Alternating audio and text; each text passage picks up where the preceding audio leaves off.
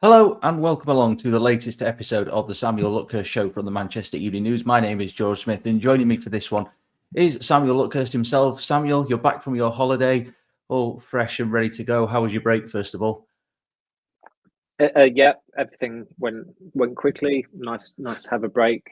It's a bit of an unusual summer for me for personal reasons in terms of time off and working, but nothing serious, nothing untoward, and working it out. It's another one of those summers where the summer does get shorter, and of course the fixtures have come out today, and that always it always seems to sound the alarm for people to get not necessarily get into the Premier League mode or mood as such, but it is an opportunity for people to start having a look at their diaries and provisionally planning around them. And of course, with the first fixture, the date and the kickoff time have been confirmed. So I'm sure a lot of people will be doing some planning and booking around the 17th of August in Manchester now. Yeah, they certainly will. It's certainly fixture release day signals the countdown to the beginning of the season. We are going to talk about the fixtures in a little while. But before we dive into this podcast, we must offer a shout out to our new podcast sponsor, Saily, which is a brand owned by NordVPN that is a new eSIM service app that you can use abroad if you're in desperate need of an internet connection. You can download Saily in your app store and use code Manchester at checkout to get an exclusive 15% off your first purchase. For more information, please visit our description box. With that out of the way, as we've just said there, we are going to talk about the fixtures. They've been released this morning at 9 a.m. They dropped. And Samuel, it's quite an interesting start for Manchester United. A tough start. Their first 5 games offer some very stern tests. Arsenal at home on the opening weekend of the season. As you said a few moments ago, the TV picks have been confirmed for the opening weekend, and United will face Arsenal in the 4:30 slot on the Sunday. Liverpool-Bournemouth will open the season on the Friday night. But a really interesting start for United, a historic fixture, but a tough start nonetheless. Well, the list certainly reminds me of Moyes' season. That he did complain after the announcement of the fixtures. I think it was at some Premier League, some launch event, that United had been dealt an unfair hand or a tricky hand because in their first 5 fixtures, they had to play Chelsea at home, Liverpool away, and Manchester City away as well. And they didn't win any of those games, unsurprisingly, under David Moyes. They started the season, Swansea away, had a very good win. They beat Crystal Palace at home as well. And Palace had just been promoted, so they weren't particularly challenging opponents back then. The tricky thing, I think, for us with fixtures, and normally I'm off when the fixtures drop. So this is a bit different for me this year in that I think they've come out maybe a little bit later. But of course, when the fixtures drop, you do want to know who's the first game going to be against, what's the final fixture, what's the Boxing Day fixture, and in terms of a team, whichever team you follow, their rivals, you want to know when are those games as well. But beyond that, it's always really difficult, or dare I say, pointless to write about them because you're almost forcing a narrative there. And I was definitely off when the fixtures dropped last year because I think it was Stephen who wrote a piece like essentially querying when Ten Hag might get sacked, and that was quite prescient. It wasn't exactly something that was necessarily original, and I don't mean any disrespect by that, but because of Ten Hag's future and the state of play there, it was pretty obvious that people would look at that way of going about it. And I'm sure some people will be looking at those first 5 fixtures and thinking, oh, well, Ruben Amorim will be under the cosh in mid-September. But it doesn't really feel particularly organic to look at fixtures that way. I cannot recall ever a manager blaming missing out on a title or relegation or missing out on a European place because of the way the fixtures came out through the fixture computer. And we know that the fixture computer gets fiddled with. I think it's safe to say, looking at some at the timing of certain Premier League fixtures and how they come about. And years ago, you'll probably remember Sky always used to have that. I think they called it Grand Slam Sunday when it used to be a case of the top 4. This was before the Big 6 when it was just Arsenal, Chelsea, Liverpool, and United. And the fixture computer just happened to randomly have those 4 playing against each other on a couple of of weekends in a few seasons. So we know how it works in that sense. But there are a couple of occasions and run-ins in 91, 92, 96, 97 where Alex Ferguson had a bee in his bonnet about the scheduling of United's fixtures and how many games they had to play within a period of time, how crammed it was. And he was particularly bitter about it in 92 because he felt that it had a huge bearing on them not winning the league, and there was a fear that there could be a repeat of that in 97. But United did win the title ahead of Newcastle that year. So ultimately, I know everyone has said it before, but you have to play every team twice. You know that. And there'll be periods in the season where it's testing on paper, and there'll be other periods where it looks a little bit kinder on paper. But with United, having just finished 15th and lost, how many games was it in the end? Was it 18 or 19 Premier League games? Every game looks testing. And I think that although I thought it was a really poor season in the Premier League in terms of the quality of it, but I think because of that, the only upside was that it did, and it has become more competitive in that you're seeing Crystal Palace finish above United, Brentford finish above United, Fulham, like these teams who some of those teams will have never finished above United before in their history, and they did so, and it wasn't really particularly newsworthy because of how bad United are. But it does fuel a sense of anticipation coming into the new season, that there is that challenge for United to demonstrably improve on last season. And of course, they've made a pretty positive start in the summer by signing a player that they should have signed in Matheus Cunha. And I think this is something that should be reassuring for United in that in my absence, they've actually made decisions that I would make. If that can reassure any supporters, I'm not too sure. But I went on record. I even did a piece on why they should sign Bryan Mbeumo back in. I looked at the date of it. It was November 2023. It was a bit more distant than I thought. So I'm a little bit, a little bit more pleased about that. And I said quite a few times before that they should be in for Cunha long before they opened dialogue with his representatives, and they've all but sacked Sir Dave Brailsford as well. With this whole phrasing of he's stepping back from his role, even though Sir Jim Ratcliffe told us last year in Knightsbridge that he would be a success at United, which of course is something that completely undermines this script that he's stepping back. It was always the plan, blah, blah, blah. So they're actually making good decisions. They're making decisions that I would make. So that should, and I say this objectively, that should absolutely reassure Manchester United fans at this time. And that's why, given how bad they were last season, it's partly why it's going to be such a fascinating season, the upcoming one, in that they have got to show clear signs of improvement, and they've got this. It is an advantage of not having European football. They'd rather not have it. We'd rather than not have it. I mean, the whole concept of the Champions League and the new format, I don't agree with. But had United got into the Champions League, they probably would have been guaranteed 10 games, because even a team as bad as them probably would have finished 24th or 25th, whatever that cut-off point is, to get a knockout tie. And with that extra knockout tie, that takes you up to 10 games. Now, yesterday in the Champions League, if you played 10 games, you were a quarter-finalist. Now, you've not even played in the round of 16. That's what a ludicrous change that the format is. So we're missing out. United's missing out. The supporters are missing out. They've got to make it up to the supporters and make it up to us poor journalists as well, deprived of European trips and European football.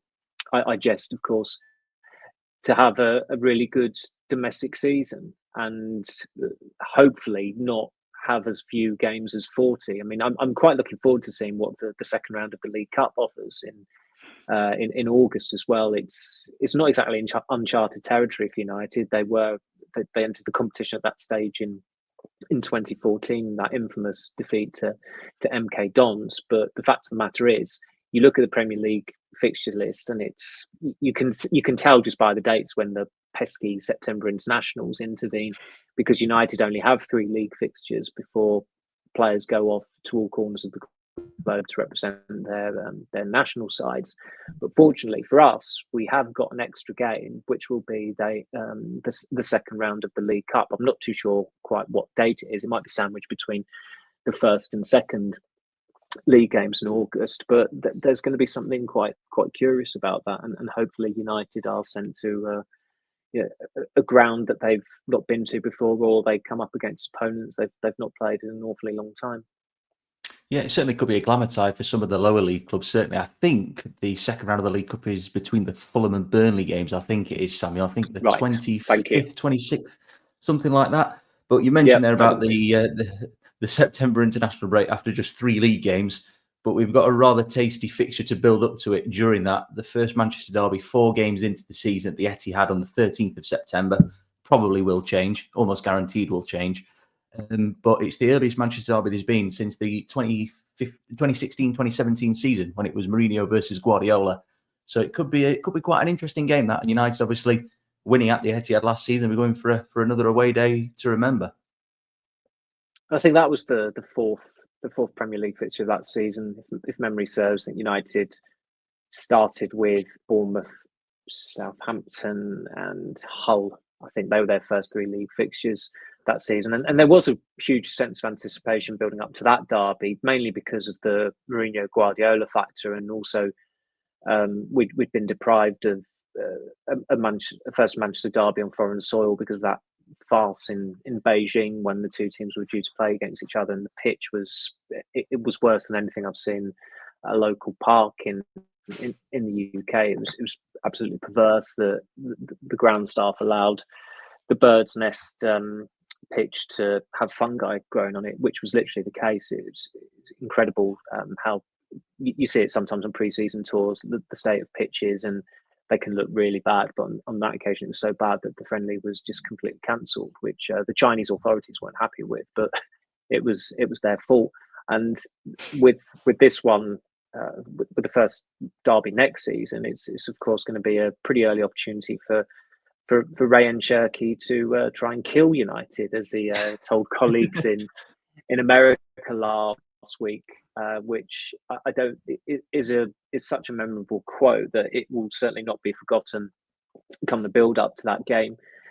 With him, around that Lyon game, the first leg in April, myself and Paul Hurst got a taxi from the airport to our hotel on the day of the game because we were delayed getting into Lyon due to a delayed connection. So the 2 of us spent a night in Amsterdam before eventually getting to Lyon on the day of the game. And the taxi driver spoke impeccable English, and he was a Lyon fan. And Cherki was the man he brought up, and I just said, "What do you make of him? Is he the best since Benzema that Lyon have produced?" And he said, without a moment's hesitation, that he was. And he did quite decently against United in those 2 games. Of course, he scored in the first leg. Did he score in the second leg? I mean, so much that second leg, so much happened, did it? I can't quite keep up with how many goals were scored, who the scores were. I know Lacazette got a penalty, didn't he? But I don't know if Cherki. I think he did, didn't he? I think he did. I think, did he score? Did he get the third goal? The third goal, I think he did. Did he get the first goal in the first half of extra time? I seem to think. That's what's ringing a bell for me. So much happened that night. It's hard to forget. Yes, he did. Yeah, 104th minute. There we go. Liso obviously got the first goal. I see. Looking at the scores that night, I've no recollection of Tagliafico getting the second goal. But Cherki, I was pretty sure he did. So he did score in both legs, and that will add a bit of extra spice to it. I mean, for the colleagues who were sent out there, they must have been like, to go out and cover this ridiculous tournament. Although you've got the privilege of still being able to go to see what the new tournament's like, you've got the privilege of going to America. Like it's a really tough gig, isn't it? And of course it isn't. But fair dues to colleagues who went out there, were sent out there, and got an absolutely box office line like that from a new Manchester City signing. That's why journalists have to be present for games, for tournaments. It's so they can ask those questions and bring up those angles. And fortunately, in their case, Cherki was more than happy to give them a box office line. So that will certainly be fascinating, and it also would just be fascinating because City will look quite different. I think you only have to look at their squad for the Club World Cup, and it is starting to look a lot different from the team that won the treble a couple of years ago. That squad is pretty much breaking up. It's in the process of it still. I think there are one or two others who will be on their way this summer and are certainly on the downward spiral and have done served their purpose at the club. I mean, Kyle Walker is one who obviously comes to mind, particularly so after his performance for England at the City Ground last week as well. And you hope, United say, that they will look very different and they'll play very differently from last season by and large. But it was a quirk of their campaign that some of their best results and best performances came against the top teams. They were unbeaten against City across 3 games, if you want to include the Community Shield and not get into penalty shootout territory and whether that counts or not. They were the second half at home against Arsenal. They were excellent. Ironically, the half where they were unwatchable that day, they scored in, and the half they were brilliant in, they didn't score and conceded. They were very good at Arsenal in the FA Cup, of course. The performance at Anfield was their best at Liverpool in 10 years, probably, I would say. So that was one of the quirks of their worst season in 51 years. They did turn it on in certain games against top 5 teams who are going to be playing in the Champions League next season. So they need to apply that, of course, across the board next season. No excuses, but there will certainly be a lot more focus on them because they're playing 3 Champions League qualifiers in their first 5 fixtures.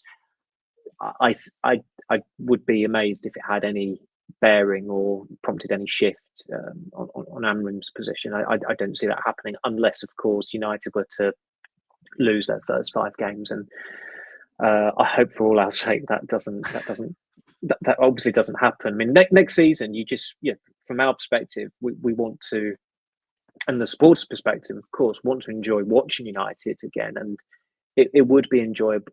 I think it will be enjoyable watching Cunha play because he's a player I've really enjoyed watching for quite some time now, pretty much since he came to Wolves. Mbeumo is such a class act. If United can get that deal done, I think that makes infinite sense. I think he'd be such a...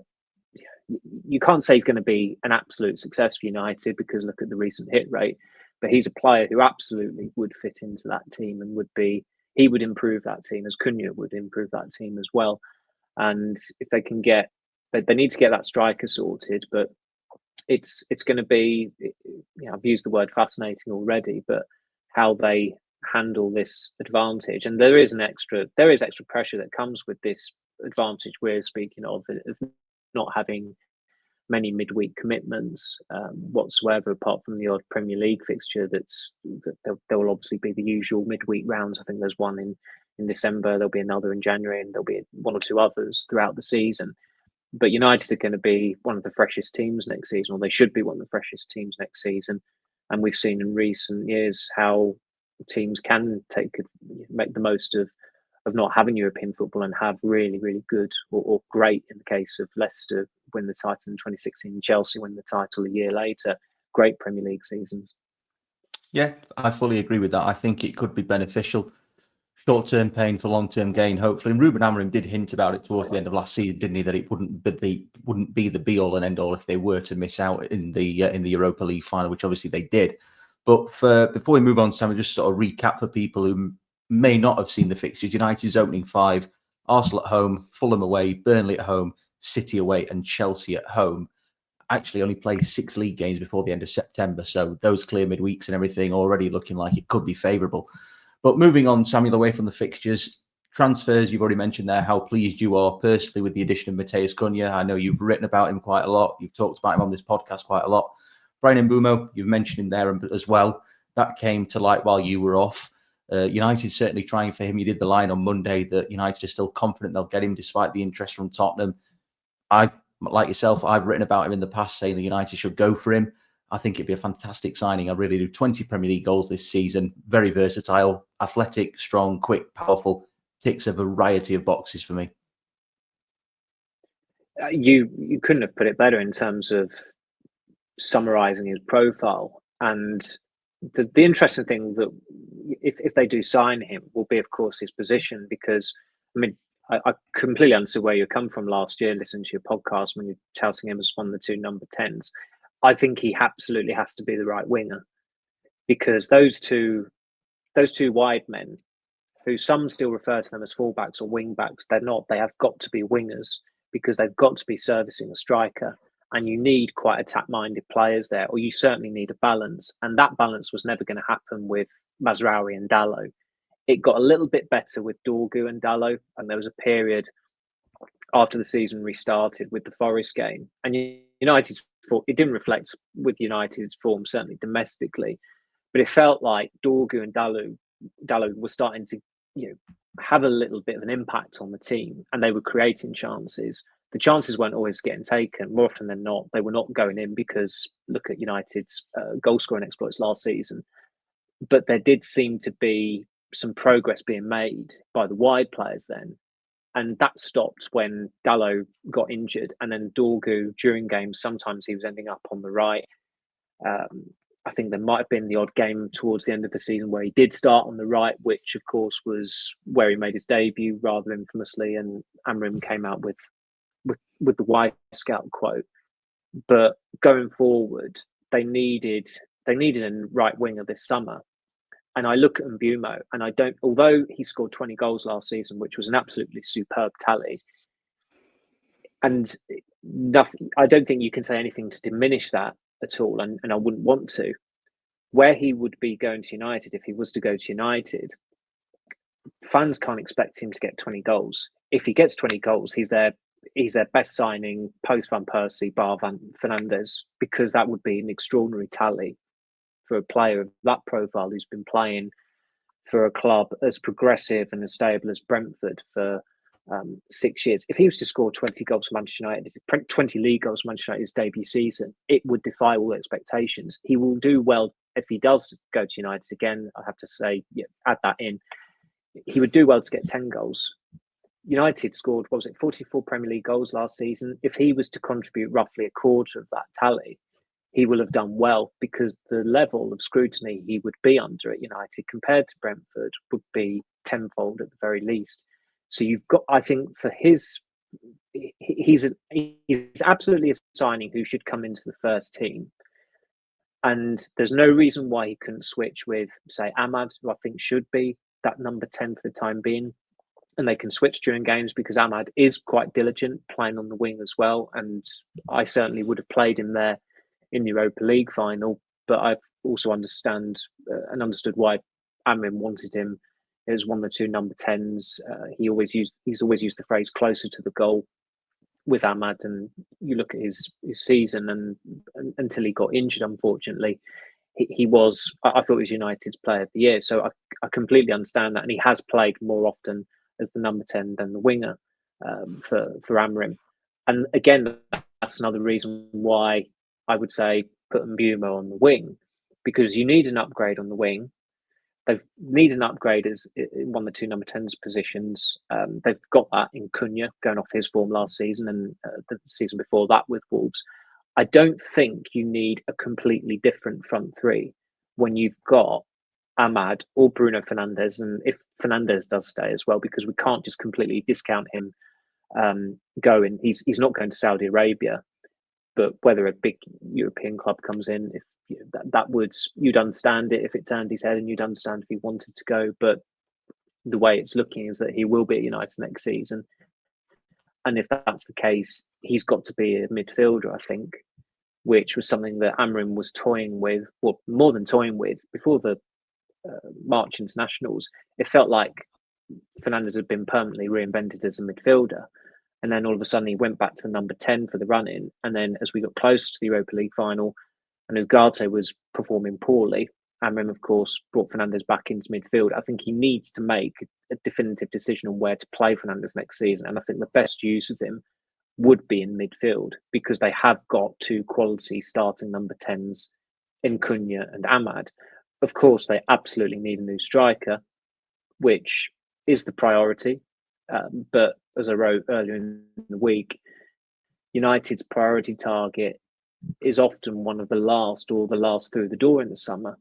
And I know that one's definition of a priority target in recent years, it can be quite subjective. For me, I thought the most important position for them last summer was a defensive midfielder because of the Grand Canyon that had developed between the defence and the attack in the 23-24 season, the majority of games.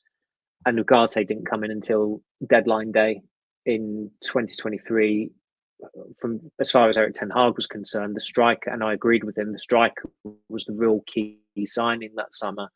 Højlund came in relatively early before the Premier League season started, but they still had to wait until August to get that done and dusted. Casemiro, Frenkie de Jong, deep line defensive midfielder, however way you want to look at them. When one finally arrived, in the case of Casemiro, it was 22nd of August, and there was an element of panic about it because of what had happened in the results against and the performances against Brighton and particularly that generational nadir at Brentford when they were thumped 4-0.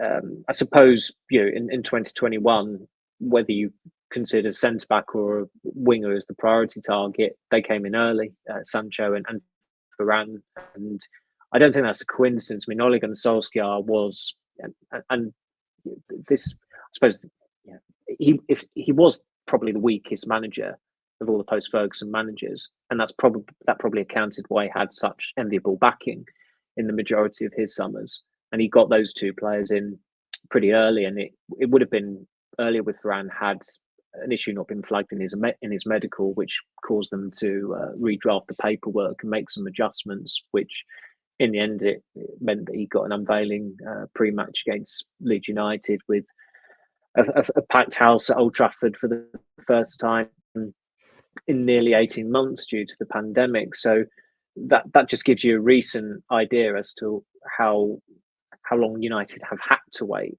And with some of those signings, it was before PSR and all those ramifications and complications, and this new deadline day of June 30th, which doesn't feel like it's currently getting as much traction or build up as it has in previous years, but we're still a way off from that, I suppose, because of course June 30th signals the end of the financial year, and that does have a bearing on whether clubs will sign a player now or wait until we get into July and then part with their cash then.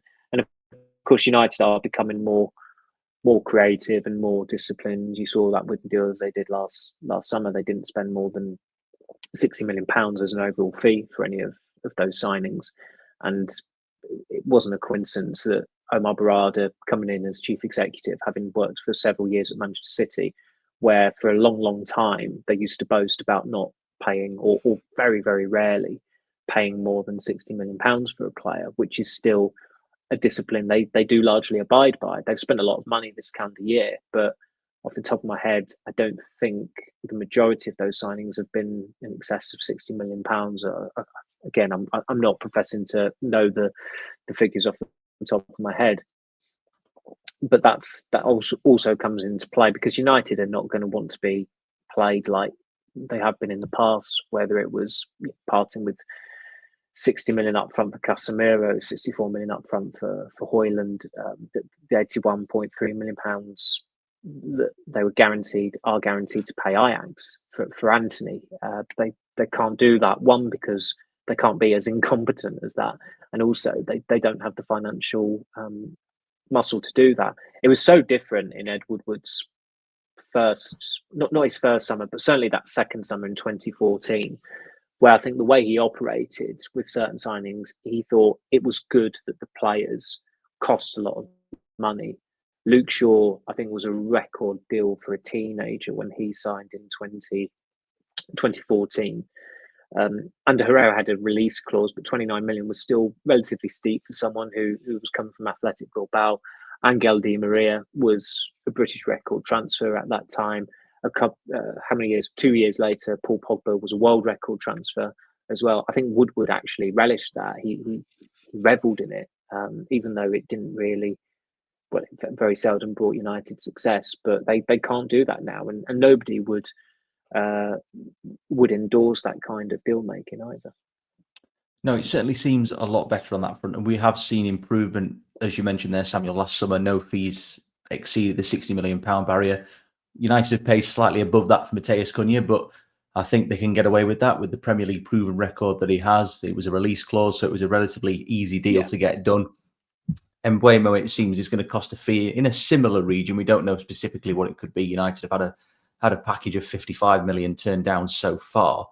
But you mentioned a few minutes ago about United's overall attacking output last season in the league of 44 goals. Cunha and Mbeumo between them, 35 league goals. So a huge percentage of United's figure.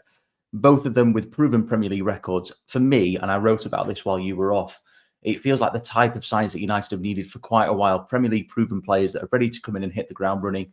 Of course, there's no guarantee they'll be a success, just like any managerial appointment. There's no guarantee of that. But it feels like United, they've got the head screwed on in the right way. And it feels like they're making the right steps that are long overdue. Well, they're signing players, and I'm only speaking personally, they're signing players that I would sign or I'd want to see playing for United. And again, opinions vary on a signing, but the majority of signings in recent years, I'm not for a single second suggesting that I was right or prescient on all the deals they did, but the majority of signings United have made in recent years, I thought, why are you doing that? Or I thought, oh God, why are they signing that player? And I've not always been right. I was skeptical about Lisandro Martinez going for him, mainly because he was playing for Ajax, and of course they've not obviously done particularly well just signing players who were schooled at Ajax and didn't under Erik ten Hag. But Martinez, when he's been fit, he's been a good player for United, and that's but the problem has not been his height. It's not been any any shortcomings in his game. It's been injuries. He's had far too many of them. But I look at Mount, Højlund, Xerxes. I didn't really think Mazraoui they should be doing that last year, but Mazraoui was really good last season. So again, I'm not for what a single second saying that any player I don't think United should be signing is going to turn out to be rubbish for them. That's not been the case with Martinez, and it certainly wasn't the case with Mazraoui last season. But as a point of principle, I didn't like that United we're essentially doing Bayern Munich a favour and taking two players off their hands. I didn't understand Xerxes. You did not, with Xerxes, you didn't even have to watch him play. You only had to look at his statistics in Italy. And when I looked at his goals return, not just in Italy, but other clubs, I thought Rasmus Højlund. And look what happened last season. And Højlund, again, he was another player. You didn't have to watch him. You just had to look at his goals tally. And that would have told you that he was a player that you shouldn't have gone for. It's nothing personal against him. He just was not what United needed at that time. And they thought that he would do after they lost their nerve with dealing with Daniel Levy over Harry Kane. But Mason Mount, I thought would be Arsenal and Liverpool were looking at him as well. And I thought he'd have been quite a good match for them because of the state of play in their squads, the way they were playing, what they needed at that time. I thought he was a complete mismatch for United. And he was a mismatch for United because they tried to make a central midfielder out of him. And he is not a central midfielder. Now, he could become a good signing by accident because they've signed someone who plays, they've recruited a coach who plays a system that Mount is well versed in. That said, there's no guarantee he'll start the season because I think there are at least two number 10s, maybe three number 10s ahead of him in that pecking order. And his time at United leaves a lot to be desired. I mean, Stephen's grading of him last week, I have to grade Stephen an F for giving Mason Mount, I think it was a C he gave, wasn't it? Christ. What was it? Three goals in 2 seasons, and the first didn't arrive until 4 goals in 2 seasons. I almost forgot his Brentford opener, but yes, yeah. This is why we've sent Stephen away. We've not really sent him away, but I might have to ban him from the podcast or at least gradings. I don't think there can ever be a day where he can do player ratings. United lose 4-0 and everyone's given a 5 out of 10 or something like that. We can't be having that. So he's got to learn from my grading on that. With Onana, I think everybody that was fine. You thought, okay, if you're going to get rid of David De Gea, okay, this guy has played at Ajax and used to play for Ten Hag, but everyone saw him in the Champions League final, and you thought, okay, if they want to play that way, it makes sense. It's not gone well with Onana. I thought Varane was a no-brainer. I thought Ronaldo was a no-brainer. They were two very mixed signings, to say the least. So that's it's difficult. That's why for us, it's a bit of a double-edged sword at times, because when a player signs for United, you really don't want to go out and say this is not what they need, this is not right. You want to be, one, you need to and you should reserve judgment, and secondly, you want to actually give them a chance. And also with the signing, you don't want to be overly negative. Sometimes it's just impossible. I mean, I think we all felt almost a little bit let down by the Højlund deal, because United were very, very adamant in stressing to us that they would not pay more than £60 million for him, and they did, and they committed to a fee of £72 million. And none of us in that room in UCSD in San Diego thought that deal was going to work. I think that deal was just doomed to fail from the get-go, and it's been, we've covered it in minute detail why it has failed, and nobody apart from maybe Højlund's family members and Keys Voss would think he should be a starting striker at Manchester United next season. And it's not a surprise that I sent in a little line to do while I was off. It's no surprise that the club that are interested in him are one from Italy in Inter Milan, because that's what Italian clubs do. They like taking Premier League rejects, because Premier League rejects are likelier to find their feet in Italy, and Højlund has got the experience of playing in Italy already. So that, whether that get out materialises for United or not, it remains to be seen. But you've also seen Napoli taking McTominay off them. Napoli wanted Garnacho early in the year.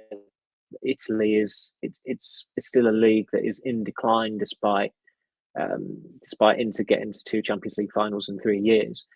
But it's the handy thing for a lot of English clubs, a lot of Premier League clubs, is that their clubs do like to take players from the Premier League. I think they see a cachet in getting players from the Premier League, and it does somewhat blind supporters out there if they're getting these players. And quite often the case, the players turn out to be very good for them. I mean, Tammy Abraham had an excellent year with Roma, didn't he, when they won the Conference League, I think. Romelu Lukaku had a superb first season with Inter Milan, and then they won the Scudetto the second season. And then Lukaku, of course, decided to clear off, as is his penchant.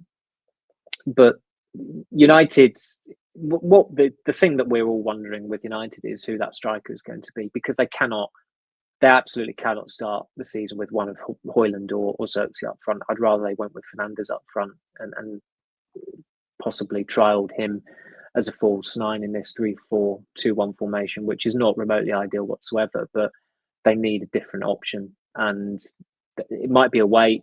It wouldn't surprise me if it goes into August, and their first game, we all know now that it's going to be on August the 17th. So it does give them a bit of time, but the more you look at it, it looks like that if this striker will probably come from a team abroad rather than one in the Premier League.